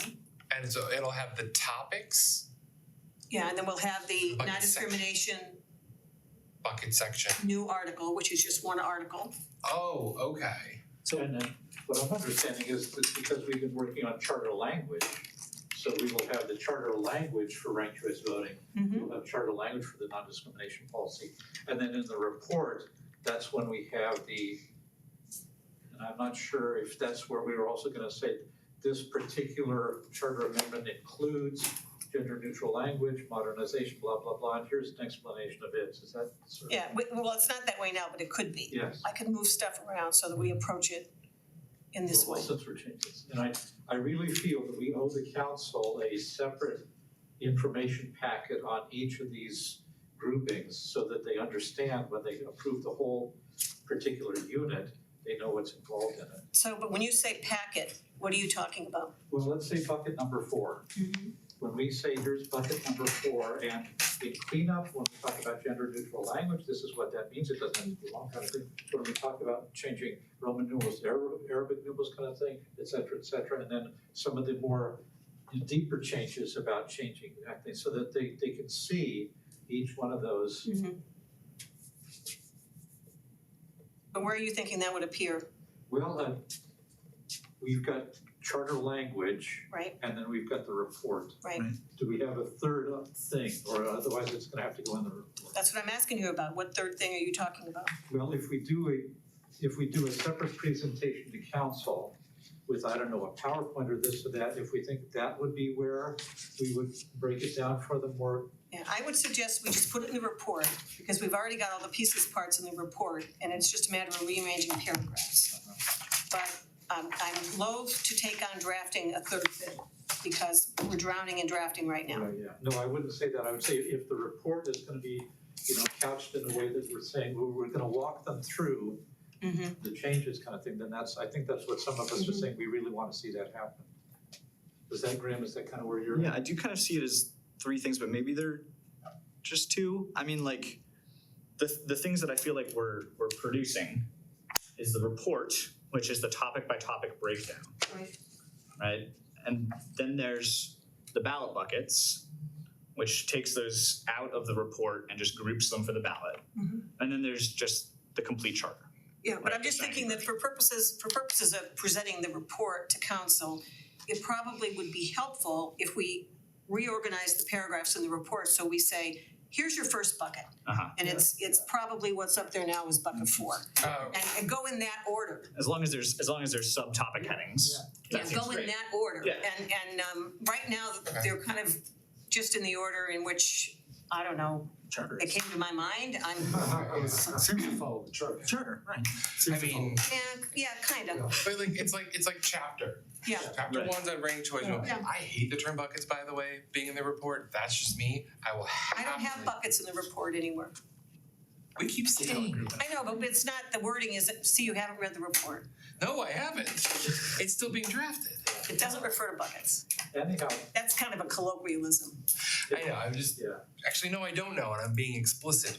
That's all. I understand. I think revising the report We're on the same to page. follow this kind of sequence makes perfect sense, and hopefully that won't take too much more than just moving chunks of text Yeah. around. So Jonathan, what it does really is it presumes we were gonna have some clumps. But the way the draft goes, it's proposed amendment 1, proposed amendment 2 with blanks for, So it's like a ball of issues. no, but it's not called buckets. It's not called buckets, it's That's even- proposed amendment 1, proposed amendment. That's right. It's a little more dignified than buckets. That does sound more efficient. But that's separate from the amendment, I Poly mean, dinner and then well, you've got the olive. separate from, The entire one document. it's separate from Article 1, Article 2. Special one. Yes. I'm not talking about every article in the report, cause my life's not long enough. Do we need votes on any of this? I mean, this was exhaustive, but I think we all agree now on what we're talking about and how to move forward. Well, I think we should take a vote that we approve these buckets, and then I'm gonna rearrange the report to reflect this grouping. And we're gonna start drafting to make sure it works, but assuming it works, this is what we're gonna do. Yeah, my only question would be maybe Article 8 as a discrete bucket versus in the bucket number 4 function I of think it's government okay to have section. it separate. But yeah, I mean, as long as it works without contradicting language. But I think we also need to be clear, Linda, they may show up in the order of 1 to 8, but they may make more sense in a report, 4, 7, 3, 6, 5. And Well, you I don't think have it'll to follow be those. okay if we take if we take bucket 4 and we cover that first, Yeah, that that's will what I'm make saying. sense because of the inclusive nature of the language changes Yeah, right, and stuff like that. And then we'll just, put But the that's what I'm elements in saying, there. I was just It'll saying, be you fine. can start with bucket. I'll work with I don't that. want you to think. We're giving you artistic license here. Thank you. Totally. So I'm gonna make a motion that we accept that these are the groupings we want. And that the report will be organized to address the groupings in a reasonable fashion. And then we're gonna start drafting to these groupings. That's my motion. Do I have a second? I'll second. Okay, any further discussion? Should we just go over them? We've got ranked choice voting. We have the non-discrimination policy is separated out as its own grouping bucket. Then there's like training and ethics. Mhm. We've got our big one. Okay, and then initiative recall. Okay. Okay. Yeah, so Jonathan, if you could put that in a separate document and send it to everybody, that would be helpful. Yeah, it is, I can upload it, so I don't know if you wanna attach Put it in the it, Dropbox. just, so you have to rewrite it all. And if you want And to then take out, I can email if you want, and then if you want, I'd be happy to dig into the report and rearrange it. No, Okay. don't touch the report. if you want to take out I'll deal with that. the B word, it's No, I don't. possible groupings for charter revision, 1, 2, 3. Proposed amendments. We have to leave. the Okay, bucket. should we vote? Are we ready to vote? Yep. All those in favor, say aye. Aye. Any opposed? Any abstentions? Thank you. I'm sorry that was so torturous. No, that I think it's extremely important. There's a reason we've been kicking it, Yeah. because it was It's gonna hard. be. Okay, so let's go back to our agenda. So the next item on the agenda is Harriet and Drew. Do you have any updates for us? On the charter review, Ranked choice voting. I mean, on the Mary Choice voting. Proposed. charter language, right? Yeah, Yes. charter language. Yes, we wanna, let's see, I'm not sure what I'm looking at, we wanna put in the The equation that Graham created for us, we definitely want the equation that Graham created, we wanna put that equation in. Yeah. And we could What does? do you have delete article is? the No idea. sorry, I don't have this right in front of It's me. disseminated. We were also checking with Ankit about that sentence about the Board of Elections shall have the Yeah, authority delete that for the to time see. being. Well, we We don't have- wanna find out if that is an important kind of jujitsu maneuver in the charter, or if it can be taken out. Okay. But I think for the time being, we can, Well, we can can wait. as, you know, But we definitely wanna put the formula in. yes. So that was, I think you're referring to a question that came up last time about, So the Cuyahoga County Board of Elections shall have the authority to implement the, Okay, ballot. so we're gonna design. delete the sentence about the board having regulations. No, we're checking that out. I mean, you can flag it, and if it's disposable, Alright. we're happy to dispose it, but if it's. I had a question about BOE having authority to make regs. And I think the question is just like, does that give our city more weight when ordering the BOE to do this? Yes, right, Or if it is just irrelevant? exactly. Well, I think my question was, does the city have the authority Yeah, I to don't do think it? they do. And then, we're trying to find that out in the sense of, is this kind of a, say, if you need our authorization to do this, you have it. Just in case, they can come back and say, well, the city didn't say we have the authority. So we're just trying to double think this one, but we'll jettison it if it's decided to be non-essential by the fair vote people. So those are the only two changes. And hope to have an answer on that one by Saturday.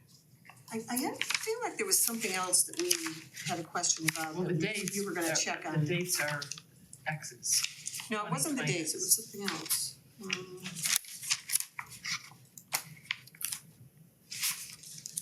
I'll find it and send it to you, but there were two things. All right, so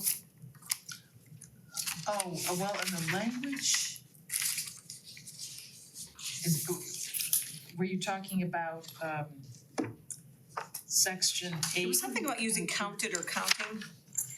Oh, we'll delete that, just delete that and Well, I say think you need one of them, don't more you? than half of the, that should read, the mayor and judge shall be elected via instant runoff voting. If a candidate receives more than half of the total votes, that candidate is elected. Delete counting for candidates. Where are you? Section red 8, line? Okay. second paragraph, first sentence. Red line, Second sentence. section 8. Just delete counting for candidates Maybe. and add the more than half of the total votes, Excuse that me, candidate is elected. Barry, is section 8 in the red line? No, Ranked choice voting, none of it's that's not in there, right? Oh, Ranked choice okay. voting is not in the red line yet. Got it. So it's this one. Proposed section 8. 7. 8 here. Okay. Got it. It was the notwithstanding you were reading the first. I'm sorry. No, there's no notwithstanding. Okay. We're It's the next paragraph, got it. second sentence. Got it. It should read, if a candidate receives more than half of the total votes, comma, that candidate is elected, blah, blah, blah. Okay, so And then charter, I guess according to Linda, I didn't think this, the one above, charter should be capitalized, this I charter, think we generally say initial cap when we say this do charter. we? Whatever, Yeah, I think whatever, that's how it whatever we normally is do. in charter and Now, there was a question on, let's see, fourth, section 8, 1, 2, 3, fourth paragraph, last sentence. Barry, can you pause One quick second. Jonathan's not Yeah. listening to you. Jonathan's Jonathan needs to listen to you, Fine. so please give him a no, okay, counting for candidates, got that. And then you said paragraph 4? 1, 2, 1, 2, 3, 4, paragraph 4, last sentence. okay, 1, 2, 3, 4, last sentence. Did I not count paragraphs right? When a candidate is Oh, eliminated, here we go, got it. should read, when a candidate is eliminated, votes that had been cast for that candidate shall be transferred and counted for each ballot's next highest ranked remaining candidate. You got the rest. No, I'm just reading it. So votes that had been cast, When a candidate is eliminated, votes that had been cast for that candidate shall be transferred and counted for each, and then the wording said for each ballot's Got next highest ranked remaining candidate. for each ballot, okay, got it. Okay. So we're just waiting on And we need confirmation on that one point, That one sentence at the end. the one about the Board of Elections? Yeah. And do you have any sense of when you're gonna have that? No, We'll push him to get it by Saturday, I'll send him I mean, an email. yeah, if we don't have it, we'll just delete it. Yeah, but I just, for my own sake, I just wanna make sure, If we don't have it, we can delete it. and then, I don't know if you had the graphic that Graham I created. don't have It it, doesn't pertain to us, it pertains to but I can, No, I understand the the Board of point. Elections But yeah, that they're supposed to do equate what okay. charter says. No, and I understand the point that if it's important to have some authority here that to be able to nudge them, that we wanna have it, but I'm just not sure that under Ohio law, the city can Yeah, I'm not either. tell the Board of Elections what to do. But that is actually in the ordinance, not in the charter, right? No, that's in the charter. It's saying that these things, it's saying that these things are supposed to be in ordinances. So it's giving the council the directive to do certain things by ordinance. But wait a minute, whereabouts in the, I think it's a little bit below where Jonathan is. cause I only have it in the end of the ordinance, not in the charter language. Yeah, it's the ordinance. It's in the It is the ordinance. Can I, Eric, can you go to, this is what we work with, so can you go to where it lists the name rights?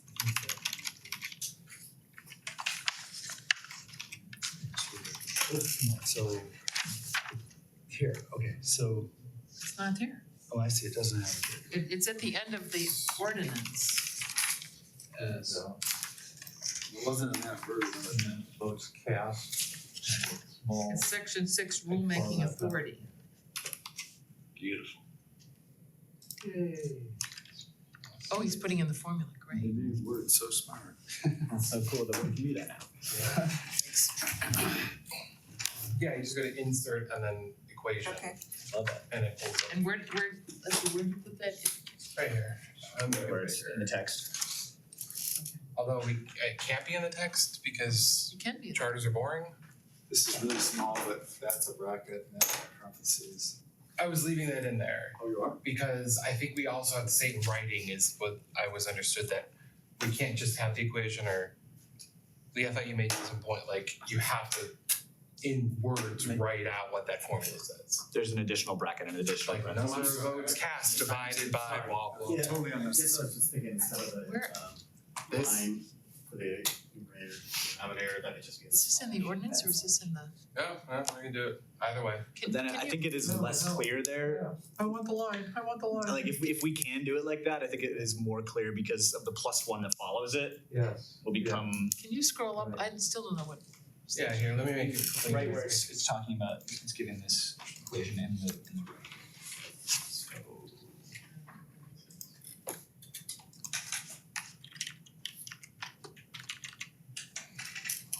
Just scroll up to, that's fine. You always scroll up? Yes. I can happily scroll up. Nice. Ooh, nice, yeah. That looks good. Look at that. Scroll What's that, up. what's that little Keep line going up, for I the don't know number where of you- seats? Single transferable. This is Article 8, Section. It's the charter. Section 8, sorry. Okay,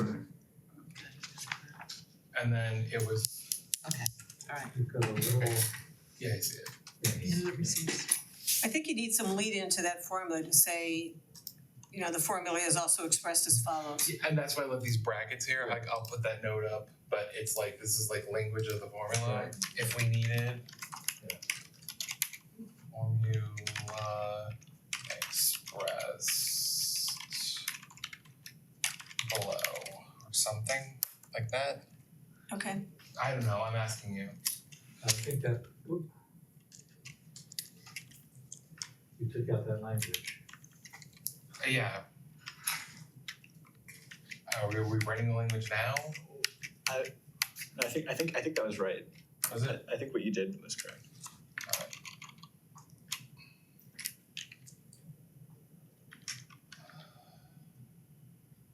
Or some stuff. So we decided to delete that bracket part? Well, because the bracketed part was Yeah. already a rewriting of the Yeah, language no, that's it, above yeah, it. because that's the part that was not clear.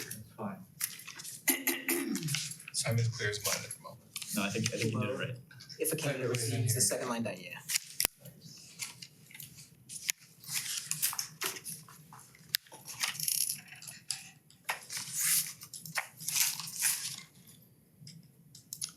so.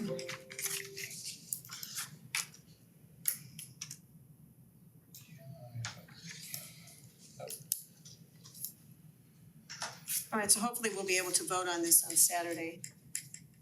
Are we ready to move on?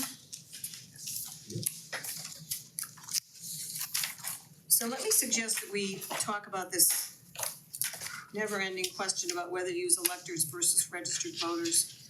So Lee sent us some explanation about this in terms of the code sections that define electors and qualified electors. So I hope you all had a chance to look at this. I guess my feeling on this is that we should use elector. So I'm gonna make a motion that we use elector and then ask for a second and then we can talk about it. Second. Discussion? I think registered voters, when I hear electors, I think electoral college, I think false slates of electors. I think everything but registered voters. It seems to me a term of art, and I do understand the information Lee provided, but that is based on, are you voting in this coming election and are you registered 30 days before the vote kind of thing. So it's a time-bound definition that I don't think really applies to our use of it in the charter. I just feel electors is not clear and registered voters is clear. Well, I'm gonna disagree with you on that, because in many of the contexts in which it's used in the charter, we're talking about how many electors voted at the last election. Yeah. And Yeah, I think when you look at it in context, in reading the charter, it's clearer. I mean, you're isolating it from the charter, yeah, you think of electoral college, blah, blah, blah, but when you read the charter, it's pretty clear. That it's not, all those bad things.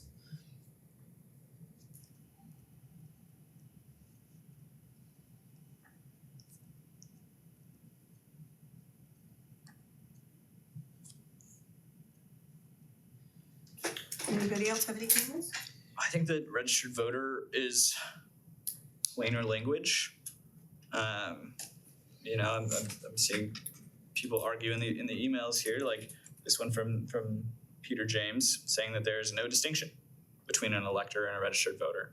Yeah, I know that, and I respect the fact that he was kind enough to talk to Craig, but that's not like asking Director Pilata, what does it mean? These are people who are doing their jobs and they're answering the phone, but they're not necessarily giving you a definitive answer. And I was persuaded by the language that Lee sent us that shows us the definition. So that's what's, driving I've gone back and forth on this, but in the final analysis, given the statutory definition, I'm thinking elector is what we want. And just for clarity, you're talking about under RC 3501. 101. Yeah, okay. Just wanna make sure, is it ORC? ORC. ORC. Just double checking. It could be ORC. Either one. I'd like to hear Lee just weigh in this one more time, even though he's given us two different, I don't know if I could add anything that I've already said. I mean, you He's never support changed his electors. mind. He's supported electors all along. You're saying we should use electors, correct? Yeah, I do understand the desire to make this more plainer language. This is just one of the few places I would say that there is a distinction in the meaning, so that you should use the more complicated word here. That and Canvas. Those are probably the only two places I suggest using the more complicated language. The distinction is that you are registered 30 days before the election. Is that the distinction? Well, there's different qualifications to be a qualified elector. One of them is having been registered for 30 days, but it's residency in the precinct you're voting in, or ward or city, and it's age and citizenship, which is just amended recently, but it's several qualifications in addition to being registered. I suggest that a rather big distinction is that it's not uncommon for people who move to go back to their previous precinct to vote. It's not uncommon for people to recommend that they do that. And that person is not, he or she is a registered voter, but they aren't an elector. And that happens a lot. Yes. Are we going to, somewhere is it possible to define at least the first use of elector so that people understand it's a registered voter, yada, yada, yada? We could So say, that they can- elector is used as defined in revised code section. But then you expect the user to go and look at a revised code? Did you see the definition? Well, I do, I understand, but I'm just saying that it's, and what you're saying that doesn't belong on the charter. Well, I'm not sure that I wanna, quote the entire 10 lines of definition. Okay, but we should at We least, could. alright, but we should at least say elector is defined by in revised code, yada, yada, yada, right? Yeah, we could do So, that. because with Google, anybody who has a computer, which most people have access to, they can find it out. Okay. Yeah, I mean, I would argue that what I just said is really important. From the standpoint of the Board of Elections, they don't care, they're just counting votes, they're just tabulating votes.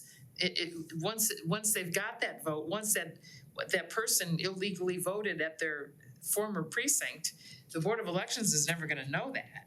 So from their perspective, of course, the only difference is whether they've been registered 30 days, but from, I'm one of the people that's told people, just go back to your former. Why do you keep telling Why us do you that? do that? Well, because I know how Speak into the common it is. microphone. I know how common it is. I'm gonna disagree with you on that. I don't hear people giving that advice, but let's move on. I've heard lots of people other than myself give that advice. Okay, all right. Here's what I don't get is, so it says in the in an elector. Sorry, can you start over, Jonathan? Yeah, well, it just, in the ORC, it says that that person is an elector.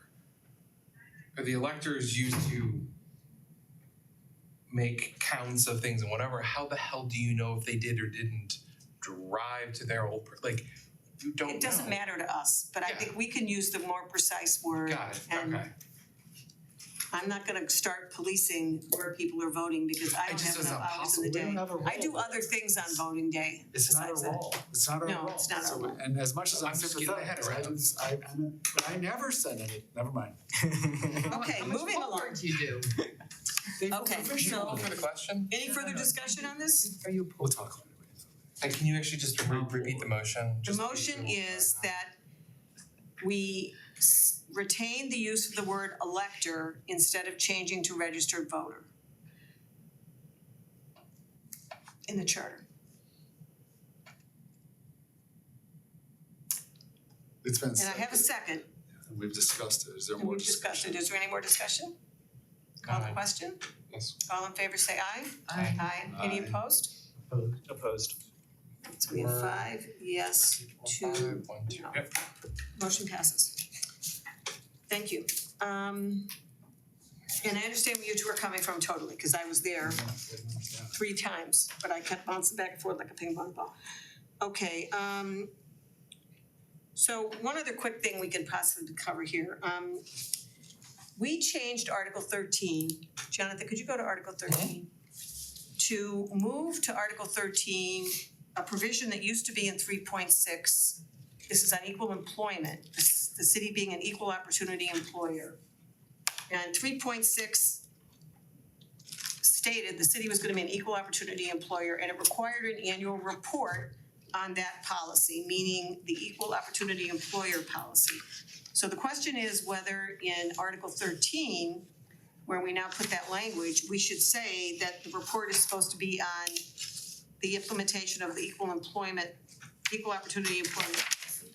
Do you know if it's in 13.1, 13.2? I don't know. It's not 13. I don't think it was 13. It's not 13. It's non-discrimination. There you go. Got it. 12. Okay, and what, The last sentence. at least once each year, not later than May 31st? See, it says carrying out of the policy, I got it. Submit a whether we want it to be that general or whether we want it to say the, I really don't see it. I cannot. what don't you see? Carrying out the policy, the last Last word. clause. Thank you. I'm totally not seeing it. Okay. Yeah, submit a report to the council for review concerning the carrying out of this policy. But it's. What I'm pointing out is that we took it out of context. Where it used to live in 3.6, the context was the city is an equal employment opportunity employer. So do we want to have the report address carrying out the policy to be an equal opportunity employer? Or do you want it to be broader? Yes, I think we Because should, if we don't make any qualification to it, it's very broad. I think we should qualify, more specific. Am I getting this right? To give them guidance. No. Carrying out of this policy as regards equal employment. What's the right wording, we equal opportunity employer? Carrying out of the city's policy as an equal opportunity employer. No, please, carrying out of this policy as concerns, because there's other parts of this Okay. policy. Okay,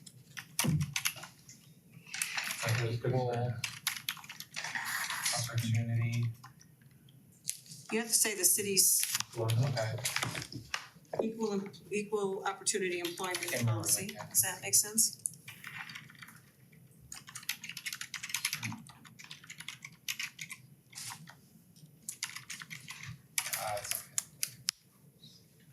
It's okay. Is that? Concerning.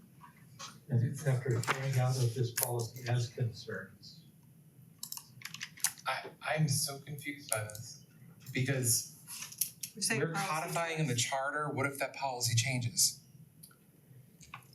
Well, the city has an equal employment opportunity Policy, ordinance. which is changed by council, and this is now in the charter, which is And going the to be changed by charter, the voters. the charter used to say that the city is and will continue to be an equal opportunity employer.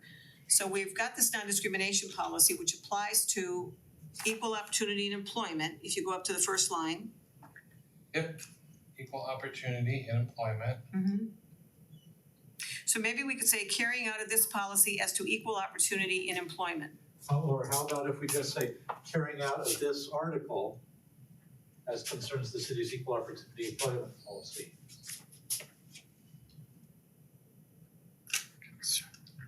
Okay, Carrying out of this article.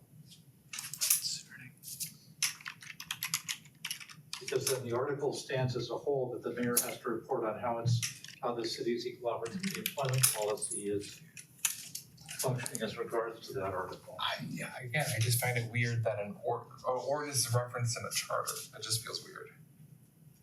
well, but it's stated in this section, Jonathan, it's not just in an ordinance. We've put it in the charter now, it used to not be in the charter. Well, it was in the charter before, the charter before said the city would be an equal opportunity employer. So should we make it referential more to just that first sentence? Rather than to a separate policy? Well, wouldn't you say the carrying out of this article and period? Well, the question is, do you want it to cover everything in this article, or do you want it to cover the equal employment opportunity aspect, which is what the current report requirement is? So do we want to expand the report requirement or not? That's the question. Should equal employment opportunity be capitalized? Doesn't look right. It's not, well, I don't think it's a defined term. Well, can you just, I'm sorry to kick the ball down the road a little bit, can you say, as it says here, including the city's performance and equal opportunity employment? Equal opportunity employer does not have to be capitalized. It's not capitalized today in the charter. By saying including, then the mayor could limit his report to that because it includes that. That's the only thing we've told them they have to do. On the other hand, they could include more if they want to.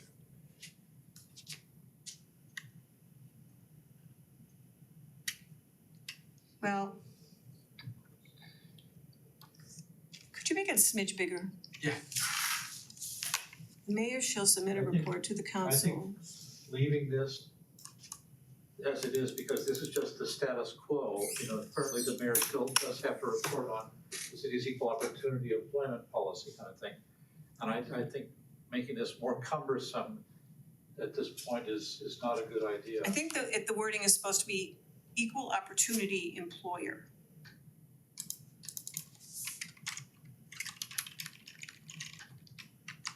The city as a equal opportunity? That's fine.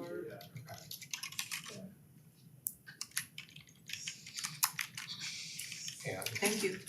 Didn't it come to light that this has never happened? As it yet, that doesn't mean it's not going to. Well, I'm just saying. I have Okay, so I'm gonna make a motion that we accept that change. Do I have a second? I'll second. Any further discussion? I don't like that it says concern twice in a row. Can we trim the language a little bit? Maybe it's not important. It just it feels clunky to me the way I mean, it's written. all I can say is at this point in time, I can't vote for this. Review as concerns, take out Can't get my head concerning around to as. Say it again? Report from the council, review as concerns the city as equal, take out concerning to article, through article. Yeah. At least once each year, no later than May 31st, the mayor must submit a report to the council for review as concerns the city as an equal opportunity employer. Or just concerning the city, maybe. Or does that make more sense? I don't know. I like as concerned. As concerns? Okay. Oh, you don't like the two as's in a row? That's okay. I'm just saying, if this goes to vote right now, I can't vote for this Why not? because I can't get my head around it and it feels rushed. We could put it off till the next meeting, I didn't mean to rush it. We could Oh, postpone it. I'm just letting people know where I am, that's all. Let's postpone it, I feel like I pushed it too far at the end and we'll do it next time. Thank you. It's 8:00, I know it's been a long day. Alright, so I don't yet have all the inserts for the report. And May 15th is fast approaching, there's a lot of work that has to be done, so I am really pleading that we please get this, all the report stuff in, so we can get that assembled. I sent out revised slides, including, I added some slides on ranked choice voting. So again, I would like to see comments on those slides, and I don't wanna get them on May 21st or May 20th, please. We have to get our paperwork done by the 15th, I don't want report inserts on the 15th and 14th, cause I just can't deal with it. So I'm sorry, are there, you just added ranked choice voting into these slides, or there's a different set? We had a new set that came out That includes. yesterday that includes ranked choice Okay. voting slides. I'm just making sure Just trying to move the ball. yeah, appreciate it. Okay. Okay, thank you all very much. I talked to the library. Motion to adjourn? I talked to the library, we can use both projectors, but we'll need two computers, one to hook up to each projector with our PowerPoint loaded on each computer. They said they have all the patch cords and whatnot kind of thing, but I always say bring your own just in case. So we can project the same PowerPoint to the two screens at opposite ends of the A and B room, as long as we have one computer for each projector kind of thing. And they said we can lay out the seats any way we want to. Yeah. The challenge with the room is that there's one screen there and there's one screen here. Yes, It's a little awkward, but yes, you know, but it is what it is. that's what I'm saying, we can project there, we can project here, we can have the chairs here, and we can have half the chairs turned slightly toward the screen, and then when we finish with the presentation, people just turn their chairs to face the dais or whatever kind of thing works The best. screens aren't at each end? Yes, the screens are at each end, the screens are One is at each- here, one The is here. screens are at each end of the A-B continuum. I don't think they are, I was there today, but the reason I'm saying I don't think they are is because those two rooms connect. But then I think that the B room also potentially could connect to the room further on. And the lady pointed out where the screen is and it's against the wall, it's not up there, it's not here, it's here. I guess we were in two different rooms, I'll look again tomorrow. We have A and B, Yes. right? Correct. Yeah, I think the back wall of B, so if this is the front wall of A, the back wall of B, I'm not sure what you mean by front and back wall. let's assume you walk in the door to room A. Yes, which There's a extends, screen here, yes, correct, there's two TV things hanging down. yes. If you go into room B, Right. there's a screen here. Now there's a screen there, but I'll double check. Maybe we entered by different doors. I don't know, I might have been in a different dimension. So, may I move that we adjourn? Second? No, we already did move it, No, No, we didn't. sorry. Any discussion? call for question.